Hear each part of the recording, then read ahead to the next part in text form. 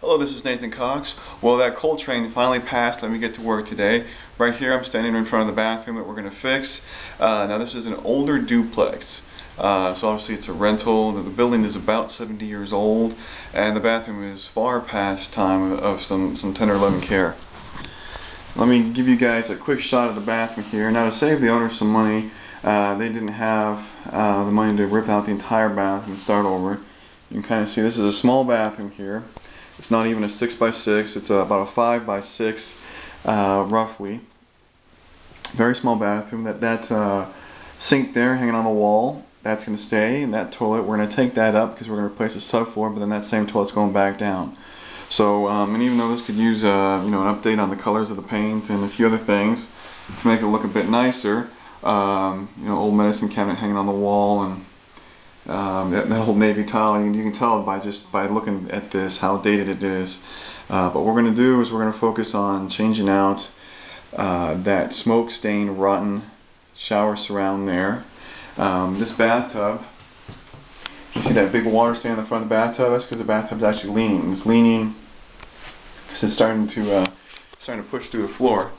Now, don't worry, we're not going to be falling through the floor. Even though this has a partial basement, we're not going to find us standing in the basement, or it's not that bad. The floor joists are still solid and intact. I've been down there and took a look, but the old decking has started to rot and is taking its toll over time. And actually, it's surprising it's in good a condition as it is.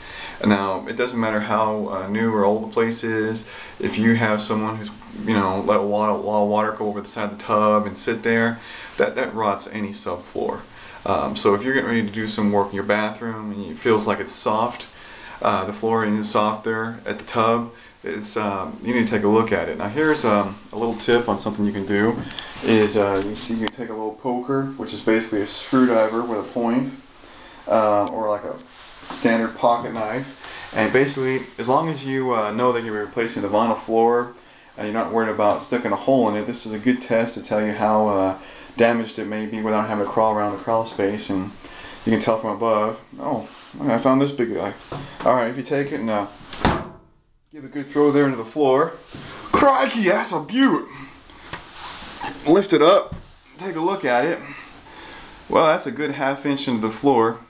And your standard crawl space, your standard subfloor is about 3/4 of an inch. I tell you, put myself on a camera, give myself a big knife, I think I'm Crocodile Dundee. Sorry, I had to do a little theatrics there for the show. But that shows you right there, that knife went clean a half-inch in without much effort. Now, I really don't carry that about with me all the time. Like I said, I just want to do a little theatrics here. I normally just take my pocket knife, just hold your pocket knife in your hand, get a good stab into the ground, and then put your thumb there against the blade when you pull it up, and you can give yourself a good gauge. Normally, on a good floor, that tip of the knife should barely break an 1/8 inch on a good subfloor. So if you're going in, much more than 3/8 of an inch, especially if you're crossing and passing a half inch, then it's time to have someone take a look at that subfloor and consider at least patching that part there by the tub before a new flooring is put in the bathroom. Now hang in there with me. This is just part one. I'm going to take you with you as I strip this bathroom out, down the floor joists, and put a brand new tub in, new shower surround and faucet, and get this back to a usable, even though it's very small and old, it's going to be a much cleaner and much more usable bathroom. Until next time, this is Nathan Cox.